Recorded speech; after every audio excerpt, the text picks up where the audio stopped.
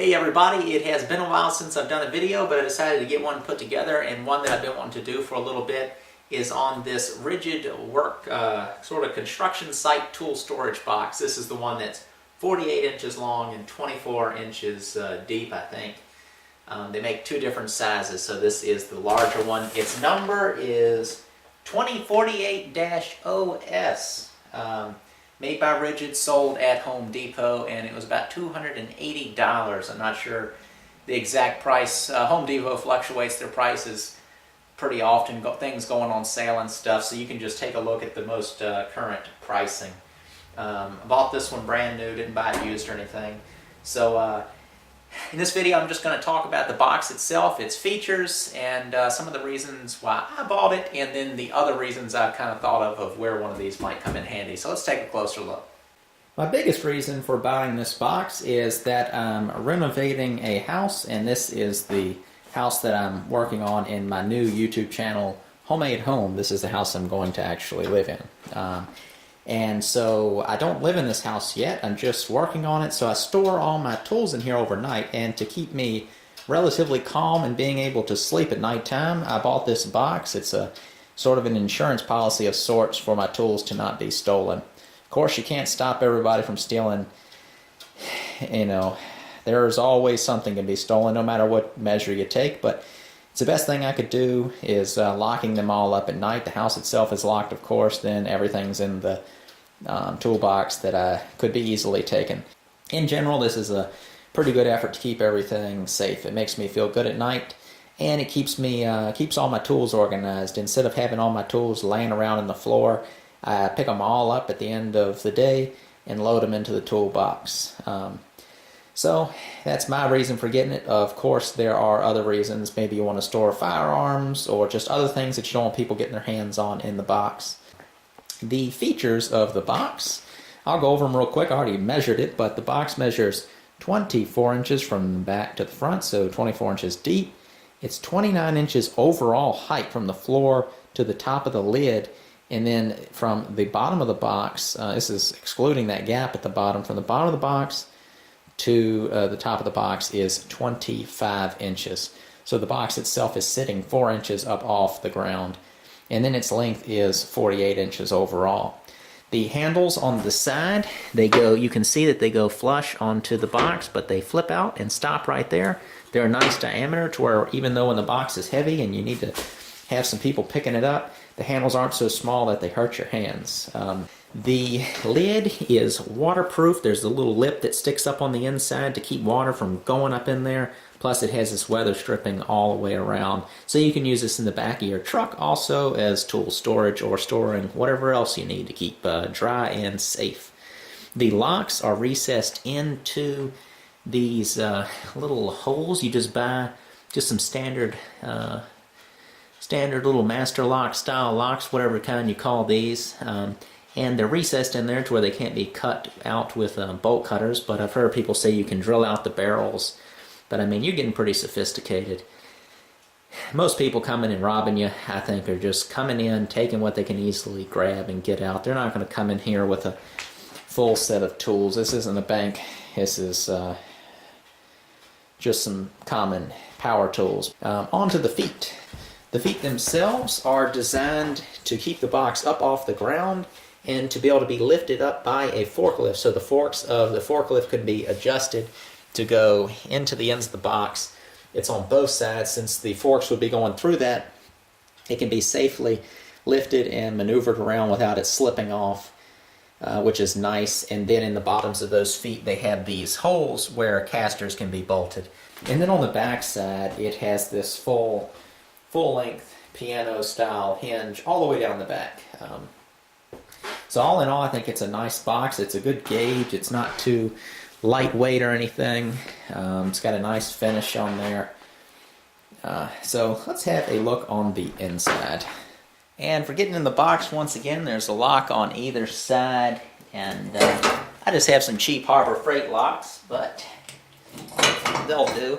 And once you get those unlocked, pops right up. So I'm going to go ahead and show you how those locks actually engage. So on the outside of the box, this is what you can see when it's closed, but what it actually looks like on the inside is this boxed in area.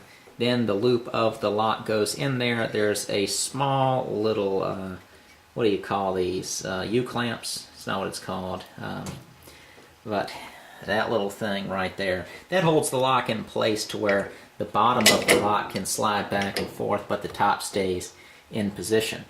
And then what actually goes down into it, as you can see there, that part of the box there drops down in there, and then once it's locked, it basically is just catching on the lock. So I think of that as being pretty secure. Everybody's got their opinions, but I like it. So that's the lid flipped up. It flips up 90 degrees, and it's got this right here.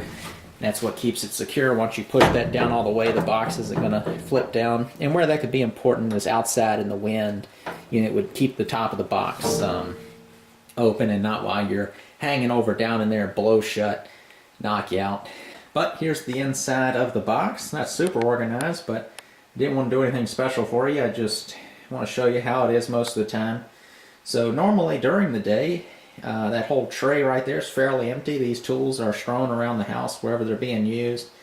And then at the end of the day, I run around like I have today, and I pick them all up and throw them back into the box itself. And you can see that I have right much stuff in here. I've got an air compressor, circular saw, nail guns, framing nailers down in there, jigsaw, the miter saw if I didn't mention that already. And there's still a lot of room all down in there. You can really pack this thing up. Normally, not sure where it is, but I have this big DeWalt tool bag that I keep a lot of other miscellaneous tools in, and I set that right down in this void at the end of every day. And another nice thing is the top itself has some thickness, so you can be over the top of the box and still be able to shut it. That tray you see in here, you can see that tray moves, so that can be completely lifted out, and a lot of other toolboxes don't come with that tray, and that tray itself is very nice. You can see that it's got these little stops on the shelf that it sits on. That keeps it from sliding back and forth, say if it was in the back of a truck or something. And then all along it, you can see these little score marks, and what they are for these little dividers. These dividers go, you only get, I think, maybe 2 or 3 of them with the box. I think only 2. And I use them both. Like, say, down in this one, I got the camera in the wrong spot. Down in this one, I'll keep pencils and stuff like that. I got all my paddle bits and drill bits in this one. And then all through here, I just toss all my little power hand tools. One cool thing is you can see right there, you can see that circle. You can see it, the camera to focus. Right there at my finger, and what that is you can knock that out like a knockout on any sort of electrical work box, or like inside of a breaker box where it has the circular knockouts to run a wire in. And that's what that is. You knock that out if you want to, and then you can put this thing right here, snaps into that hole. Then you've got this cover which waterproofs it, and then you can see what that looks like. That's where you can stick your power cords through that hole, so you could put the box itself near a receptacle and have, for example, all of your chargers for your different battery tools can be lined up across that top tray, and you can have all the power cords going out plugged into a receptacle. Box can be locked, and you can be charging your tools, all your batteries overnight, and have all your batteries and chargers be safe. The other thing I can imagine you doing is, say you're working at a job site where overnight your temperatures get really low. You don't want to put a space heater in this, but say you did something like put a heating pad inside the box. This is probably a bad fire idea, but like a heating pad inside the box with some, like maybe some water-based finishes in the box, and that would keep them from freezing. So basically you just have access to run power cord into the box for whatever it is that you might be able to think of. Well, I hope you all enjoyed this video today, and I'm going to really try to start pumping out some more videos. I've been really busy in this house project. I have been filming some stuff in the house, so those videos will be up on the other channel, Homemade Home, hopefully soon. But as far as this box goes, that's about all I can say about it. It is just a box that has a lock on it. So you can't get too much fancier than this. There are, of course, different name brands, different styles, sizes, and so forth. Some of them have drawers in them. Some of them are twice as tall as this. And they are great for what they're meant for, and of course then they can be applied to all different other types of uses also. But for something that you can just go right to Home Depot and pick up for, I think, a reasonable price, it is a lot of money to spend, but it's a one-time $280-ish insurance policy for, you know, I've had more than $5,000 worth of tools in this thing at once. And if all that stuff disappeared, it'd be a disaster for me. I use the stuff every day, and I can't have it going missing. So I've been really happy with the box, and it might be the right thing for you. So that's about it.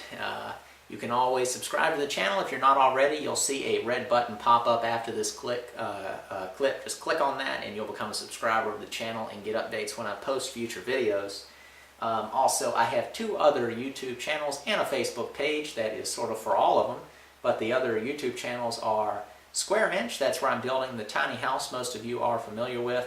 It's a tiny house on a trailer. You can move it around, put it wherever you want. So you can click on that link underneath this video if you want to see more about that, or there's a link on the home page of the Homestead Craftsman YouTube channel. And then also I have another channel about the house that I'm in right now called Homemade Home. It is my newest channel. It's just a baby YouTube channel right now. Hopefully it'll grow as I post more videos and get more subscribers. If you're interested in these topics, subscribe to all 3 and you'll be updated when I post new videos on all of those channels. So thank you for watching, and I'll see you in the next video. And for those of you who want to subscribe to the channel, this is your cue. Click on the red button on the screen now and you'll get updates when I post future videos. Thanks for watching.